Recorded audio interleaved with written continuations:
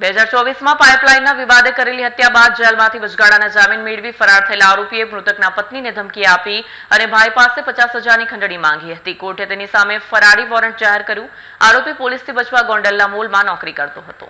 Crime બ્રાન્ચની team operation કારાવાસ ઝુંબેશ હેઠળ પેટ્રોલિંગમાં હતી ત્યારે ચોક્કસ બાતમી મળી કે લાલગેટ પોલીસ સ્ટેશનના 2024ના ખૂનના ગુનામાં લાજપોર જેલમાંથી વચગાળાના જામીન મેળવી ફરાર થયેલો આરોપી રાજકોટના ગોંડલ વિસ્તારમાં છુપાયો છે. બાતમીના આધારે પોલીસે ઝડપી કાર્યવાહી કરી ગોંડલના સામાકાંઠા વિસ્તારમાંથી આરોપીને દબોચી લીધો.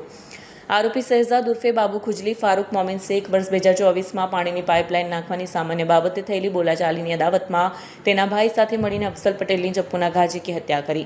જેલમાં હતો ત્યારે કોર્ટમાંથી 7 દિવસનો વચગાળાનો જામીન મેળવ્યા બાદ 11 ડિસેમ્બર 2025ના રોજ તેણે મૃતકની પત્નીને તેના દીકરાને પણ જાનથી મારી નાખવાની ધમકી આપી હતી. સાથે મૃતકના ભાઈ પાસે કેસના ખર્ચ પેટે 50,000 રૂપિયાની ખંડણી માંગી હતી, જે અંગે રાંદેર પોલીસ સ્ટેશનમાં ગુનો નોંધાયો હતો. કોર્ટે તેની સામે BNS કલમ 72 હેઠળ ફરારી વોરંટ પણ જાહેર કર્યું. પોલીસથી બચવા માટે આરોપી ગોંડલ લાઇટ મોલમાં નોકરી કરતો હતો. કેમેરામેન હકીમ શેખ સાથે વસીમ હાસમીનો રિપોર્ટ, આઝાદ ન્યૂઝ, સુરત.